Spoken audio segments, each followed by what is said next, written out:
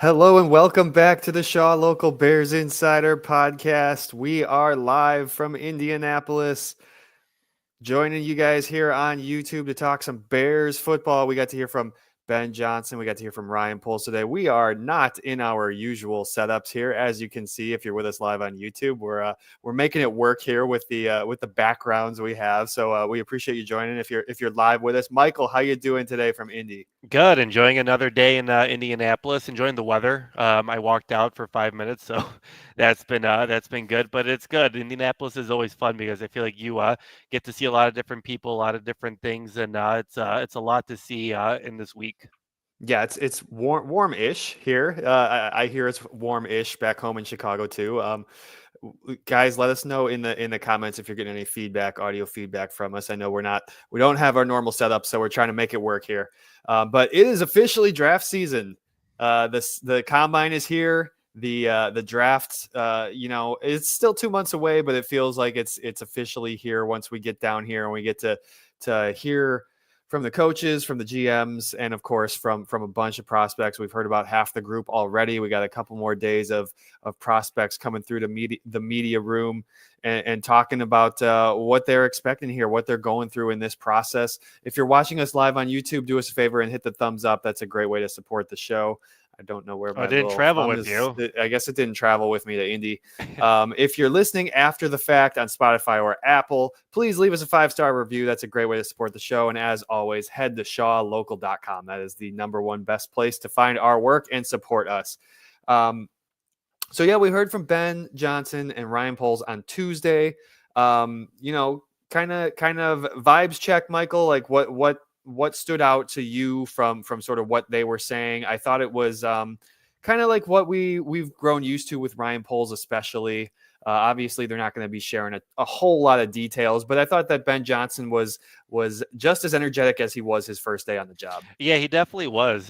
He kind of had that little bit of confidence in himself, that maybe cocky confidence, if you want to call it that. But he seems like he's still riding that high of obviously the honeymoon. He's got his full coaching staff ready to go. That was announced last week, and we just know everyone who's going to be there. And I don't doubt it, because it seems like he's really kind of putting in the work and kind of putting in the foundation of what he wants this team to look like. And obviously the biggest step was getting the coaches down, and now he's getting his he's working with Ryan Poles and trying to figure out what's our plan for all the different things we want to talk about. He mentioned, I think both him and Poles kind of mentioned how that kind of reiterated the point where they talked about how they're going to have a good relationship with each other.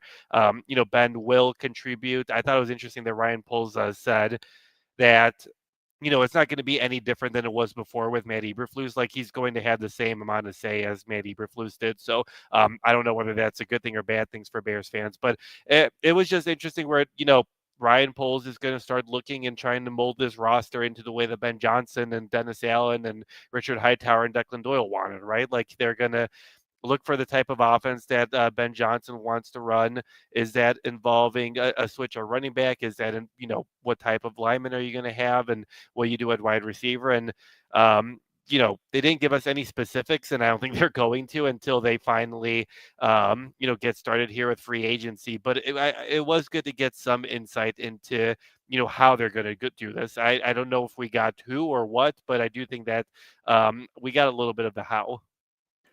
Yeah, I think any good organization, you got to have the head coach and the GM in lockstep and moving together toward when you're looking at roster construction and how to build that.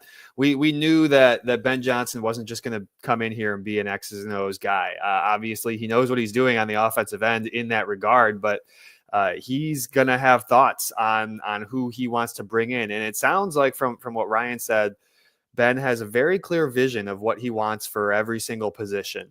We don't necessarily have all the details on what that means, for a running back, what that means for a defensive end or whatnot. But they have a pretty clear vision, and that is like the first step. That is a good place to come to attack the offseason from, and that's where. That's what sold Ryan Poles and the rest of the Bears organization on Ben Johnson, is just that clear vision that he had from the very beginning of what he wants this to look like. And so now you come to the combine where there's 329 prospects. You have a lot of people to sift through, a lot of football players at various positions all across the board, and you got to start filling out your board and thinking about who fits those roles. Ryan also said you're not going to find the prototypical player in every one of those positions. Like, you're not going to be able to do that. You're certainly not going to be able to do that in one off season. So yeah, there might be a position or two or three or whatever where you just have to make your best guy work. And maybe it's not the perfect long-term fit. But that's the goal. That's the goal you walk into this thing with. And it's not going to be a 1-year fix, unfortunately. Like, this is going to take time. And hopefully that these guys can start filling some of those needs with the types of players that they're looking for. Yeah, and I thought it was interesting that when I feel like both Ryan Poles and Ben Johnson were asked, do you do that? Do you prefer doing that in free agency, or do you prefer doing that in the draft? And I think both of them answered, like, they were both pretty clear, like, you are going to handle different things in different places, right? Like, when it came to the defensive line, I think Ryan Poles said, like, listen, if we sign a high caliber player and there's still one available in the draft, like, that's not going to preclude them from adding on to that defensive line group, right? Because you clearly saw, like, what injuries can do on both sides of the line. So I thought that was kind of interesting too, just kind of how they're, it's not going to be a one off-season fix. It's not going to be a one-player fix, and it's not even going to be a clear, we're going to handle this all in the draft. We're just going to throw a bunch of money at it, and we're going to solve it. Obviously, we learned, like, an hour ago that Trey Smith is not going to be on the free agent market, so that obviously forces them to kind of change things up. But it's definitely something that is going to take some time. It's definitely something that won't be resolved by the end of the first couple of days of free agency or the first few days of the draft. I think it's definitely going to be a full effort that's going to require, mixing and matching different types of experiences and different types of styles. Yeah, the big nuggets of news that came out today were, like you said, Trey Smith is going to expected to be franchise tagged. The deadline's not for a few more days, but that sounds like that's where that's going, and they're going to try to work out an extension with him. Obviously, that them being the Kansas City Chiefs, obviously that was everybody's top guard on the free expected to hit the free agent market. And this is just the reality of the NFL is situations like this happen every single year, where you look at your free agent list in February, and you have to remember those last 3 or 4 weeks before you get to March, how many of those guys are going to get franchise tagged? How many of those guys are going to sign extensions? There's probably going to be a few of those before free agency on March 12th. And that's going to take some of those top guys off the market. So I know Bears fans were excited about the potential of a Trey Smith or type player, or Trey Smith specifically potentially fitting into their offensive line.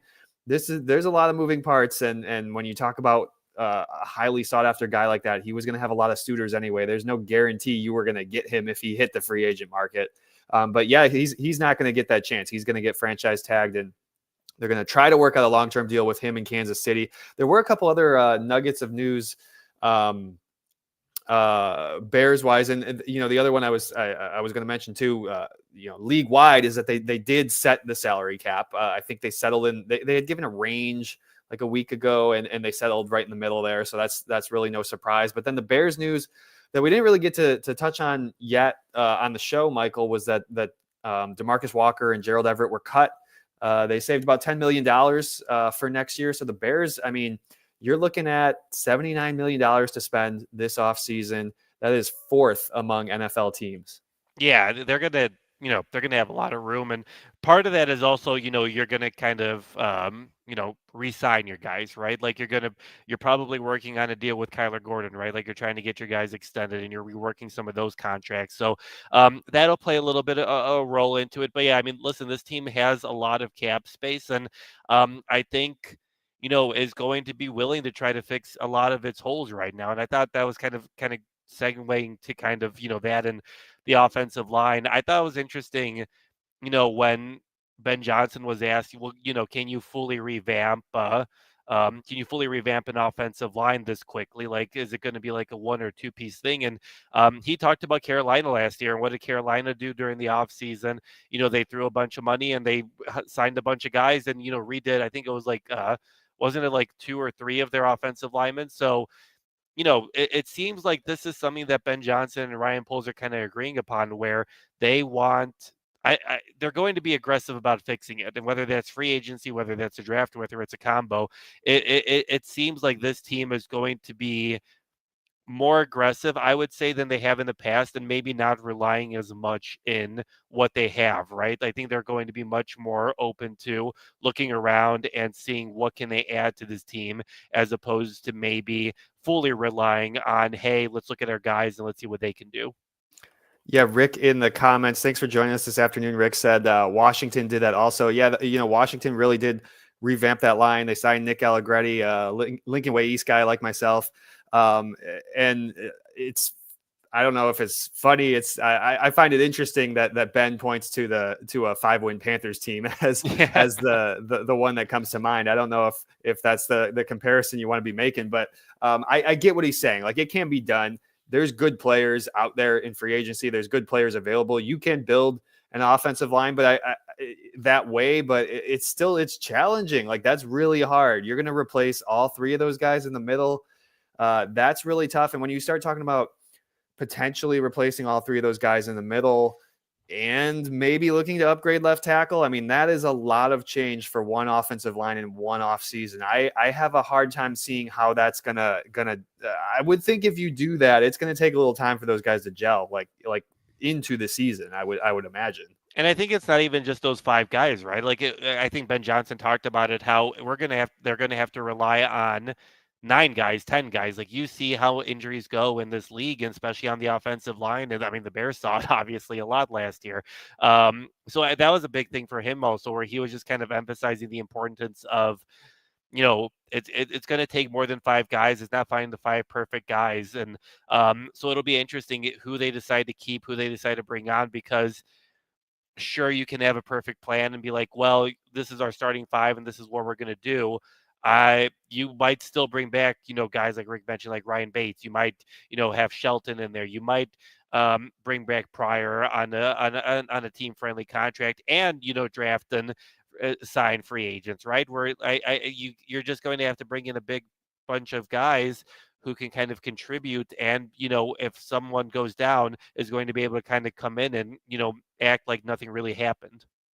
Yeah, Ryan Bates is under contract for another year. He's still under the Bears' control. I don't know if you want to go into the season with him circled as a starter. Maybe you do, maybe Probably you not. don't. I don't know if that would be at center. I don't know if that would be at guard. Coleman Shelton is a free agent. We'll see what happens there. I think he's another guy who you could look to bring back, but he's a starting center in the NFL. He might have options.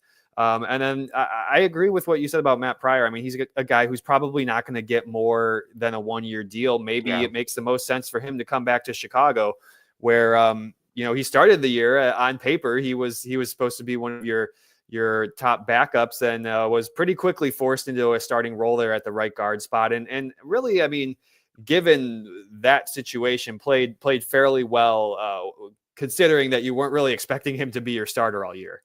Yeah, for sure. And then you also just don't know what are you going to do at left tackle, right? Like Braxton Jones, like Ryan Poles said that he's in a good spot right now with his rehab and that kind of stuff. But even him, like, you're not exactly sure where he's going to be at that point when we get to like mini camp and training camp. So yeah, I mean, you can have a good group of 5 and expect them to be your starters, but you need to add on and bring in a different mix, and I think that's going to be important. And I think that seems to be something that the Bears are going to be aggressive in when they start free agents here in a couple weeks.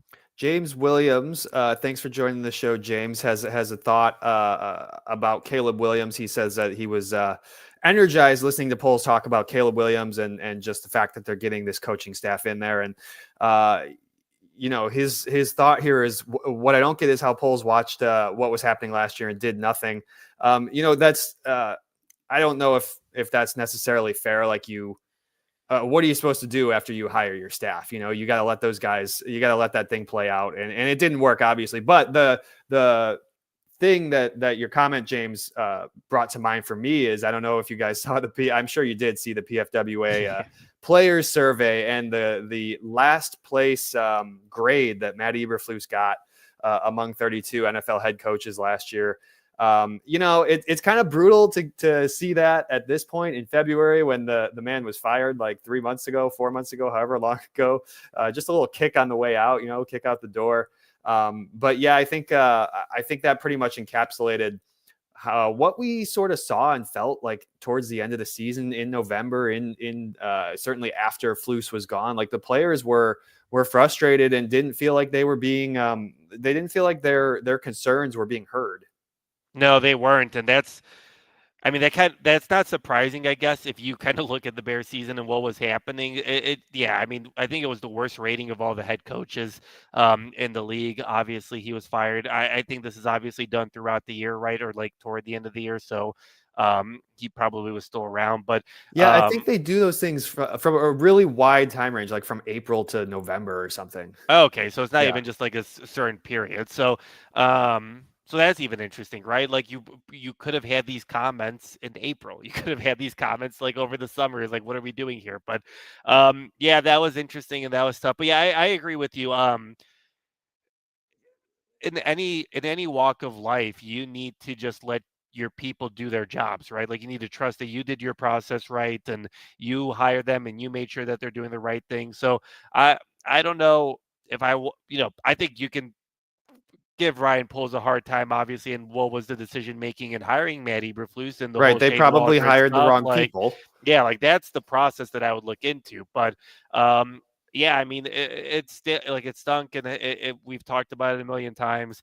You put Caleb Williams in a bad situation in his rookie year when you have the number 1 overall pick, and I think at this point you're hoping that Ben Johnson can kind of come in there and fix that. And it seems that they've already started working on building that relationship based on what we've heard from both Ryan Poles and Ben Johnson, where they're setting the groundwork. They're doing the basics right now. That seems to be something that they'll be doing for the entire team, not even just Caleb. Yeah, and overall, the Bears finished 14th out of 32 teams in that survey. Ownership got a pretty good Yeah. grade. I think it was an A minus. Yeah. They were like 13th overall. I mean, that's if you're in the top half, you're doing something right. So I think that was a good endorsement from the Bears players, that they feel like they're being supported by ownership, and I know that's always been a question. I mean, it's not a question, but like, it's going to be more so a question mark moving forward of, what's the McCaskey family going to do with the team? As of now, I mean, the players seem fairly happy with what ownership is doing to support them. Yeah, it seemed like they're mostly happy with everything. I know there were maybe some lower scores when it came to like family stuff or other things, but the training facility obviously is really good. The nutrition was fine, if I remember correctly. I think it was like a B plus or something like that. But a lot of those things are good, and ownership was good. It's just obviously the most important stuff, the coaching, which didn't really come to fruition. That obviously I felt like the C, whatever it was, C minus. I think that was kind of a generous score. Yeah, the grades on those things were like, you look at pretty much any category, most of the grades are A minus, B plus, and Does anyone get yeah, an F? anything. There were some Fs. I did flip through some of the other teams, but anything C and below is pretty bad. Yeah. That's the players are not out here being like so harsh. The Fs were rare, unless you're some of those teams that finished at the bottom of the survey. But kind of steering us back to football. They cut DeMarcus Walker. That was a guy who started 17 games at edge rusher for you. And obviously, when you cut veterans like that, I know why they did it. I understand like the cap implications and freeing up some space, and maybe they don't quite fit what the new coaching staff wants to do. And obviously, Gerald Everett didn't really do anything last year, so I don't know why you would keep him around anyway. But you look at Dwojak in the defensive end spot, that only becomes a bigger need now, Michael. No, it definitely does. And it kind of goes back to I think when Ryan Poles was asked about whether his views on the defensive line has evolved, and he said, it's been consistent. You need someone to puncture the pocket from the interior for the exterior to be really successful and productive. And I thought that was interesting, where I feel like it would have been really interesting. It would have been very easy to say we need to see more production from the other side, opposite of Montez Sweat, right? You need guys who can work off of Sweat, who can, when Montez Sweat is being double teamed, to take advantage of those situations. And you saw that sometimes with Walker, with Taylor. But I thought it was interesting for him to point out the interior, right? Like, obviously he's drafted Javon Dexter.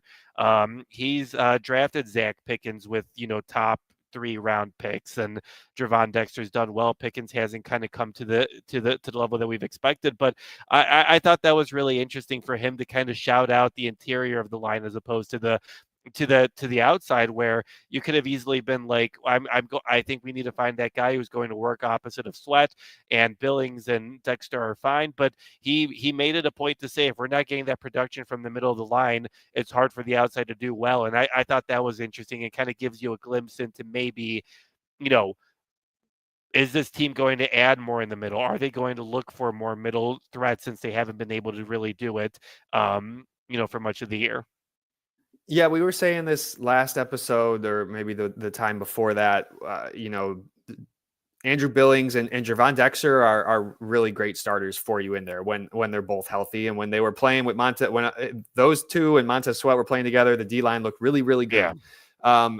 And Billings goes down, and you wonder if the Bears want to find, want to try to clone Andrew Billings, so to speak, but in the form of a 22-year-old that you just drafted, Right. because like you said, like Zach Pickens, you still have some questions there. He's more of a rotational guy. Do you want, Andrew Billings? He might only have one more year on his contract anyway. Like, do you want to find the next guy who's going to fill in and do that spot for you while you get one more year with Andrew Billings in the lineup? That could be a potential. I do wonder. I want to get your thoughts, Michael. Like, so you cut one of your starting edge rushers. Obviously, we know the Bears' needs along the offensive line.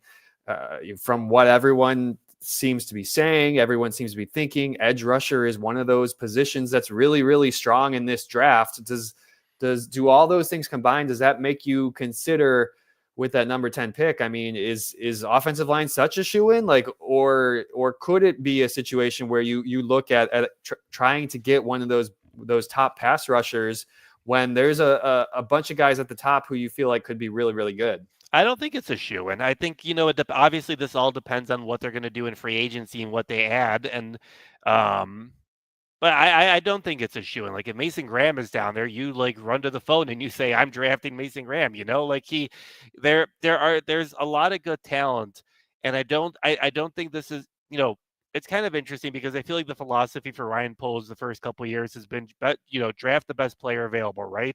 It doesn't matter what we are. We're building this roster. We're trying to figure things out. And when it comes to both the offense and the defensive line, I feel like that's kind of a similar thing, where, okay, sure, let's say they don't add anyone free agent wise that you're really impressive with on the offensive line. You need 2 guards and a center, maybe. I don't think you overdraft at number 10 for a guard that maybe doesn't deserve to be at number 10. Maybe you consider, okay, I'm going to draft down, I'm going to get more picks and get, quantity. But I also think that, if you have someone that's graded highly on the defensive line at number 10 that you think that should be there, whether it's Mason Graham, whether it's other guys that we talked to on Wednesday, I wouldn't be surprised if they went for an edge rusher or for a tackle, honestly, because I think for both sides of the line, you're just trying to add the best player at that position. And based on what Ben Johnson and Ryan Poles said, it doesn't seem like they are putting a number as to how many bodies is too many bodies. No, it doesn't. And Ryan was asked about, just this question, like free agency versus the draft, where do you want to get your top defensive lineman? And he said he's not against doing it both. He's okay even if he goes out and spends some money on an edge rusher on March 12th, he is okay with also spending a high draft pick on an edge rusher. Like, you cannot have enough of those guys. That is just so evident when you watch a team like the Philadelphia Eagles. We all know what that defensive line looks like, and even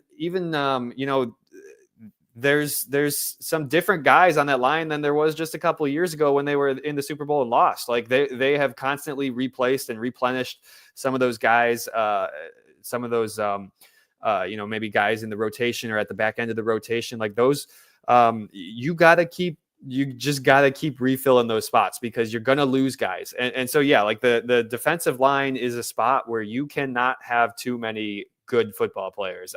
I'm with you. Like, I think that's absolutely a possibility there at number 10.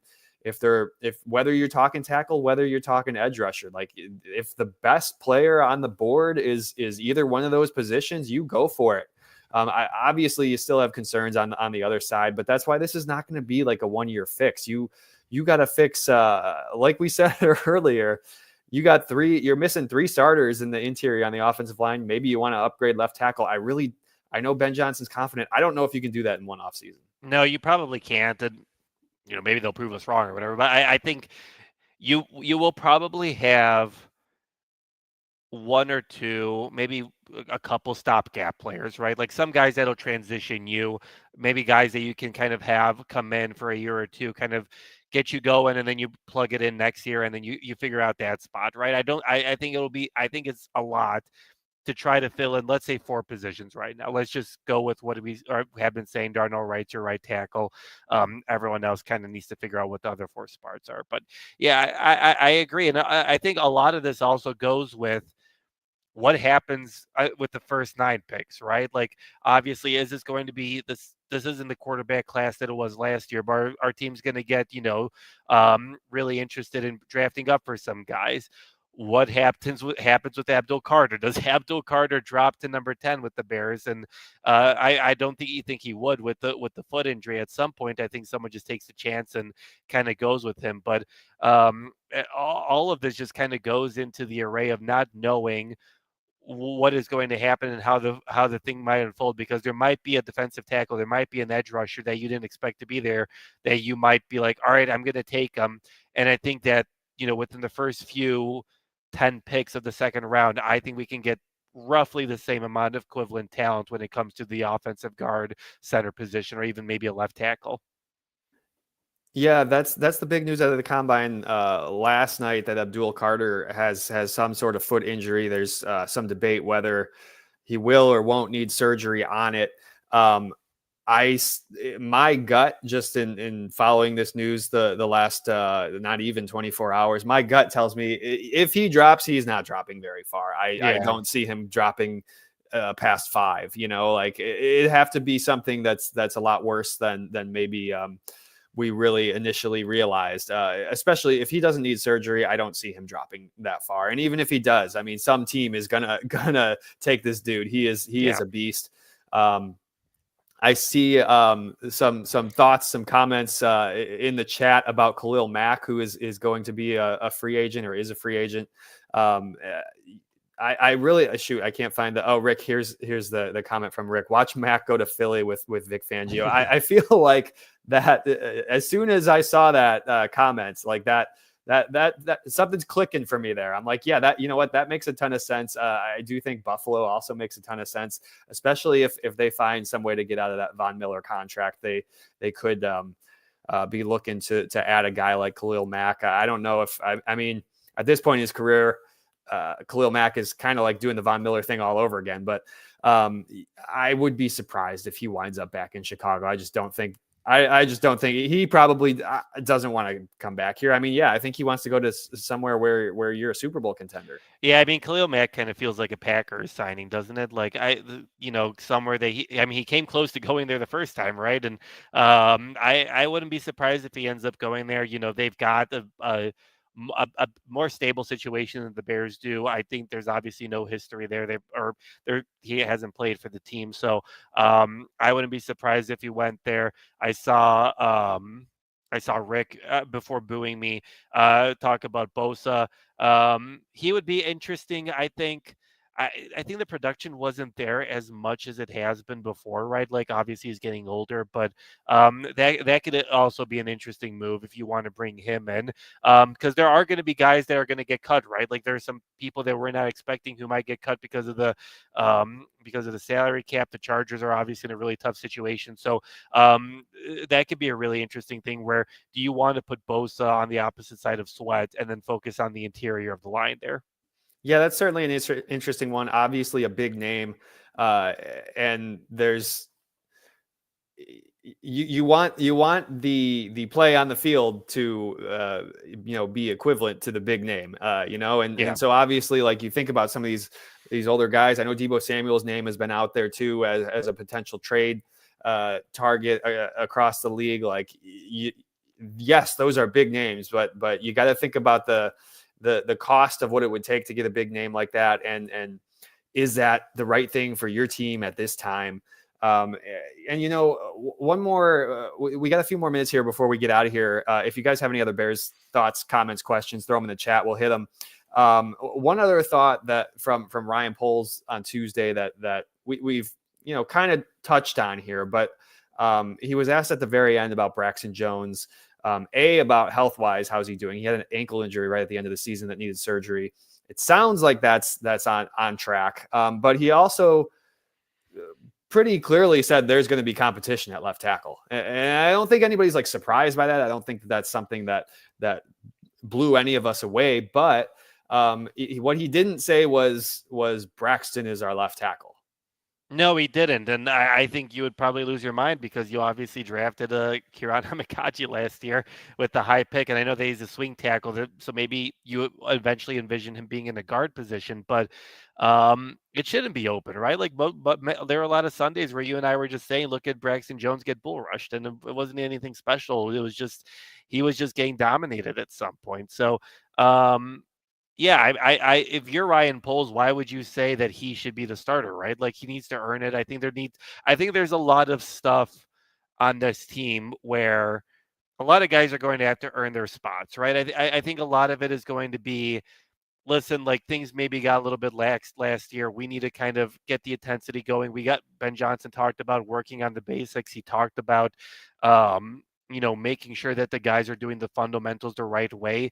And I think that might, that's going to cause a lot of guys to maybe, have to work a little bit harder than they have in the past. And I think that kind of goes into the whole thing with Braxton Jones, where if Braxton Jones is healthy, I don't think you can make him a starter just because he was a starter before. I think you make that an open competition with whoever you bring in, whether it's free agency, whether it's draft, whether it's Quran. You make that an open competition where there are a lot of open competitions, and a lot of guys are going to have to compete for their spots on this team.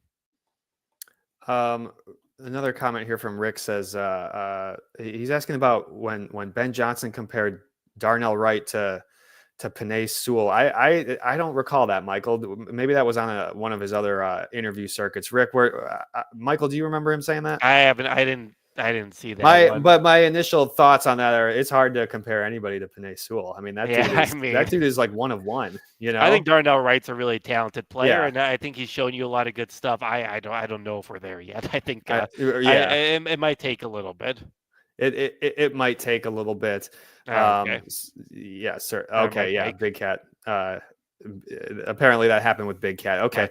No, it's funny because like Ben Johnson has been on he was on the interview circuit the other day. He was all over the place. I couldn't keep up with it. I got to go back and watch some of that. I'm sure there's a lot of nuggets in there that we have follow-up questions on that we want to touch on, but I got to go back. It's been so busy here, with the combine. There's a lot of stuff going on. We're talking to coaches and players. We're talking to the prospects and everything. It's a crazy week. It's fun.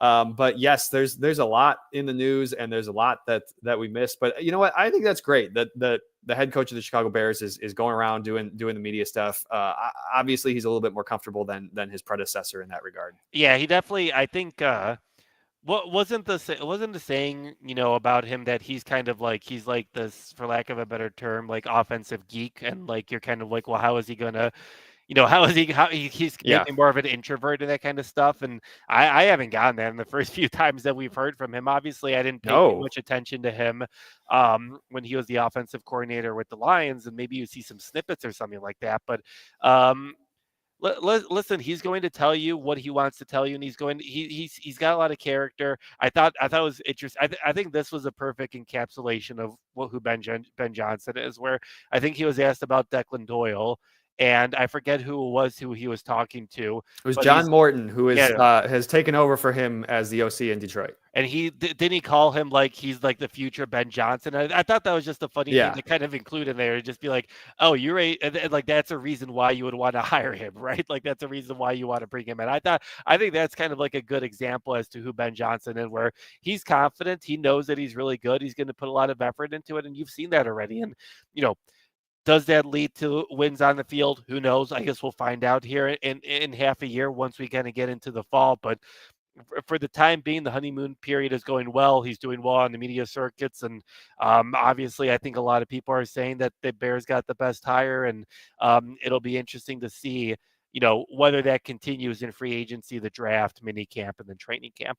That's a great place to end it, Michael. And you're right. Like it's the honeymoon period, and now pretty soon, in a couple of weeks here with free agency, you start having to put some action behind some of the words and get the right players in here. And we're going to see what the Bears can build with this momentum that they've got from hiring Ben, and just where this thing is heading in free agency and the draft. I see James had one more thought here before we get going. And it's, I was almost going to bring this up myself. James said, "What's your opinion on Ben saying he didn't hire his friends?" Yeah, that's like, Dan Campbell had a really great quote yesterday, or I forget, all the days are running together. It might've been 2 days ago. He had a really great quote where he said, if you can hire if your friends are qualified for the job and you can hire your friends, like, good for you, man. Like, that's great. But in the NFL, you got to have a variety of old coaches, young coaches, guys from XYZ background, guys from totally different backgrounds. You look at some of I really think you look at the coaching experiences on this staff, on Ben Johnson's staff, and you've got guys from all across the board. The linebackers coach has been coaching for forever, and you got some former players in there sprinkled in. You got a young guy like Declan Doyle, who's quote unquote, the next Ben Johnson at 28 years old. Ben was basically, it seemed like he was looking for somebody who was basically like a carbon copy of himself at 28 years old, and just grinding away and doing some of the stuff that Ben won't be able to get to when he's doing head coaching stuff. I think I think he did actually. It's really interesting how none of the coordinators he's worked with before, he's done a really good job of not just hiring the people he knows. Yeah, and I think he is leaning on what he doesn't know, right? And I think that's something you have to do as a first-time coach. He brought in Dennis Allen, who is a head coach, has that experience. He's bringing in a guy, in Declan Doyle, who maybe he doesn't know that well, but he's heard has good, has maybe some of the same styles and some of the same things that he did as a young coach. Like you're bringing in Bieniemy, obviously. He's got a bunch of experience as an OC. Obviously, that was under Coach Andy Reid, but you're bringing a lot of different guys who've done a lot of different things, who've won at different places, and I think that's the biggest thing, where I think Ben Johnson is realizing, there are different ways of doing it, and there are different ways of succeeding, and he's trying to find the right way with the Bears, as opposed to just taking a carbon copy from the Lions, putting it over here, taking from the carbon copy from the Dolphins and bringing it to the Bears. Like, he's trying to build a coaching staff, trying to build a roster, trying to build a scheme that fits what the Bears are. And I think that's the biggest thing, where you're seeing him adjust and kind of learn, as opposed to some coaches are like, this is my style, this is what I'm going to do, and this is what you guys need to do. And I think that's a big thing. And I think that's something that will help Ben really succeed in Chicago.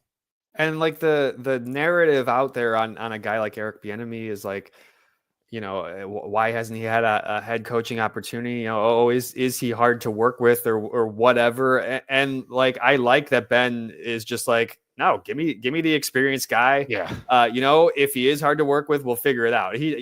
I'm saying that he didn't say that, but sure. he's not shying away from any of that. You know, he's bringing in good experienced coaches. He's bringing in the people that he thinks are going to do really good for the Chicago Bears. All right, we got to get out of here. Thank you guys for joining us. One more time, if you're live here on YouTube, hit the thumbs up. That's a great way to support the show. Hey, there's the thumb. I don't know why I couldn't get that on the screen earlier. Head to shawlocal.com, read all of our stuff there. We have lots of Bears stuff going up there. We'll have lots of stuff from the combine, from the prospects over the next couple of days as well. If you're listening on Spotify or Apple, leave us a 5-star review. Check out our Twitter pages. We'll let you know when we're going to go live. This has been the Shaw Local Bears Insider Podcast. He's Michael Dwojak. You can find him at mdwojak94. I'm Sean Hammond. You can find me at Sean_Hammond. Once again, this is the Bears Insider Podcast from Shaw Local. Thanks for joining us, everybody, and have a great rest of your week.